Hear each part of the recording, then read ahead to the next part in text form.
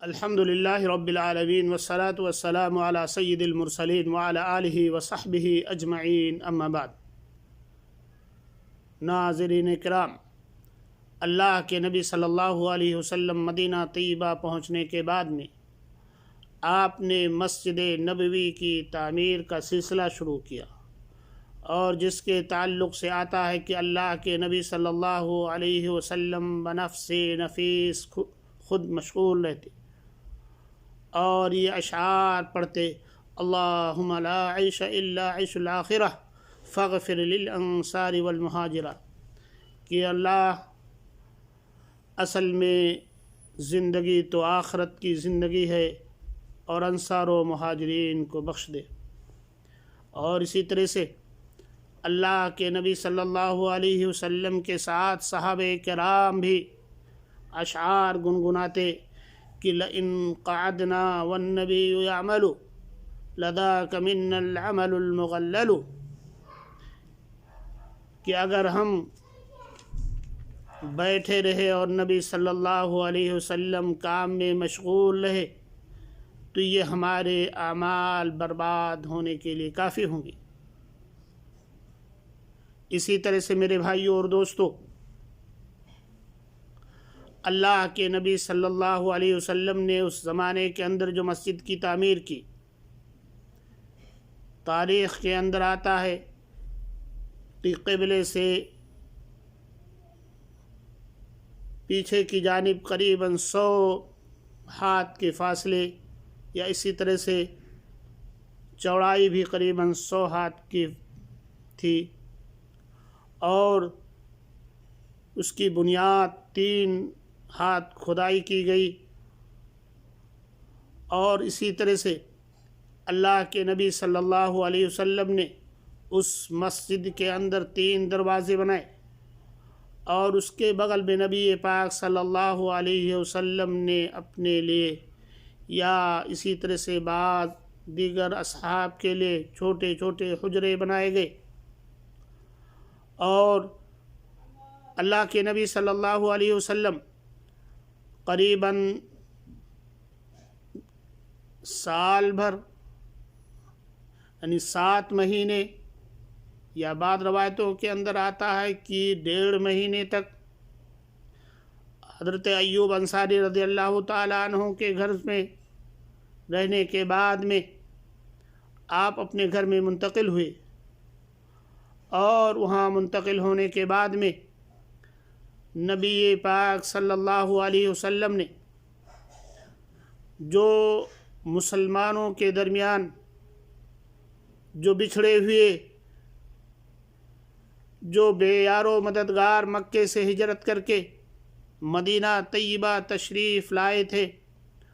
اور مدینے کے اصلی باشندوں کے درمیان نبی پاک صلی اللہ علیہ وسلم نے بھائی چارگی کرائی۔ اور یہ بھائی چارگی میرے بھائیوں اور دوستو، صحیح بخاری کی روایت ہے کہ اللہ کے نبی صلی اللہ علیہ وسلم نے حضرت عبد الرحمن ابن عوف اور سعد بن ربیع کے درمیان بھائی چارگی کرائی، اور حضرت سعد رضی اللہ تعالیٰ عنہ فرماتے ہیں کہ عبد الرحمن، ہمارے پاس مال کی بھی بہتات ہے، اور ہمارے پاس 2 بیویاں ہیں، آدھا مال لے لو، اور 2 بیویوں میں سے دیکھو جو سب سے خوبصورت ہے اس کا اختیار کرو، میں طلاق دے دیتا ہوں، اور عدت گزرنے کے بعد میں ان سے شادی کر لو۔ حضرت عبد الرحمن فرماتے ہیں اللہ تعالیٰ آپ کے مال اور آپ کے اہل میں برکت عطا فرمائے، آپ ہمیں بازار کا رخ بتا دیجیے۔ انہوں نے بنو قینقاع کے بازار کا رخ بتایا، اور ان کے پاس اس وقت تھوڑی سی پنیر اور گھی تھا، اسی سے تجارت کرتے ہوئے چند ہی دنوں کے بعد میں اللہ رب العالمین نے ان کو مال میں برکت عطا فرمائی، اور ایک دن اللہ کے نبی صلی اللہ علیہ وسلم کی خدمت میں پہنچتے ہیں تو ان پہ زردی کے اثرات ہوتے ہیں۔ نبی پاک صلی اللہ علیہ وسلم فرماتے ہیں کہ عبد الرحمن کیا بات ہے، کیا ماجرا ہے؟ کہتے ہیں اللہ کے نبی صلی اللہ علیہ وسلم ہم نے شادی کر لی ہے۔ اللہ کے نبی صلی اللہ اکبر، اگر آج کا دور ہوتا، آج کا زمانہ ہوتا اور کسی نے شادی کر لی، کسی کو نہیں بتایا ہوتا تو واویلا مچ جاتا، تمام لوگ بائیکاٹ کر دیتے۔ لیکن قربان جائیے نبی پاک صلی اللہ علیہ وسلم کی زندگی پر، آپ کے اسوے اور نمونے پہ اللہ کے نبی صلی اللہ علیہ وسلم فرماتے ہیں کہ مہر میں کیا ادا کیا؟ یہ نہیں کہتے کہ ہمیں کیوں نہیں بلایا، کیوں مجھ سے نکاح نہیں پڑھوایا۔ فرماتے ہیں مہر کیا دیے؟ کہتے ہیں کھجور کے گٹھلی کے دانے کے برابر سونا تک کیا ہے۔ تو یہ تھی، اور یہ بخاری کی روایت ہے، اور دوسری بھی بخاری کی روایت آتی، حضرت ابو ہریرہ رضی اللہ تعالیٰ عنہ فرماتے ہیں کہ اللہ کے نبی صلی اللہ علیہ وسلم نے جب انصار اور مہاجرین کے درمیان حضرت انس ابن مالک رضی اللہ تعالیٰ عنہ کے گھر میں بھائی چارگی کرائی، کہ جن کی تعداد کے تعلق سے آتا ہے کہ قریباً 90 کے درمیان تھے، یعنی 45 مہاجرین تھے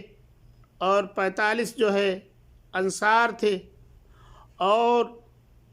انصاریوں نے مطالبہ کیا کہ اللہ کے نبی صلی اللہ علیہ وسلم ہمارے کھجور کے باغات ہیں، ان کھجور کے باغات کو آدھا آدھا کر دیں۔